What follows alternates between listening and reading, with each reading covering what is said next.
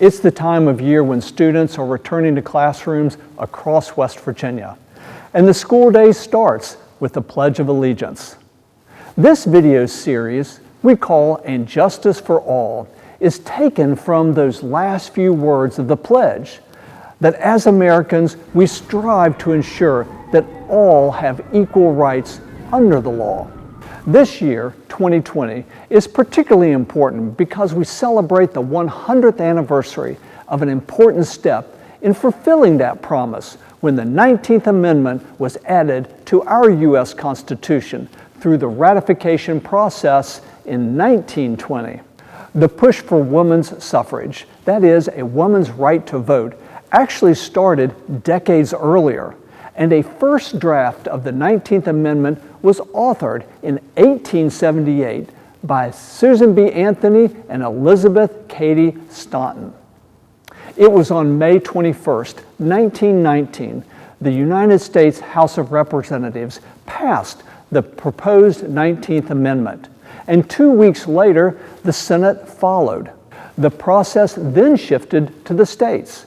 Before an amendment is actually added to the Constitution, 3/4, or 36 states at that time, must vote to ratify. It didn't take long for the first state to ratify the new amendment. In fact, 3 states, Illinois, Wisconsin, and Michigan, all ratified the amendment on June 10, 1919. Tennessee gets a lot of attention for being the last state needed, the 36th state, to ratify the 19th Amendment. West Virginia, however, played an important role in the ratification process. We were one of the states that helped get to the 36th state. And there's an interesting story about how the amendment was ratified here. A special session of the West Virginia legislature was called by Governor Cornwall, and the House of Delegates approved the amendment on March 3, 1920, by a vote of 46 to 41. But the state Senate deadlocked in a 14-14 tie.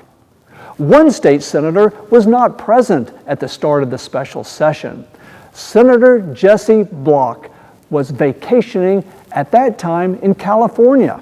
He was urged to take the 3,000-mile journey back home to West Virginia to cast the tie-breaking vote. He rode across the country by train, arriving in Charleston shortly after midnight on March 10th.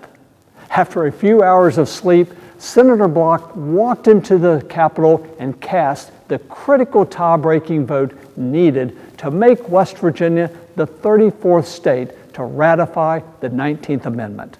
So now, 100 years later, let's remember Senator Block's long journey across the country, but more importantly, let's celebrate the 100th anniversary of the crucial step in our journey to ensure equal rights and justice for all.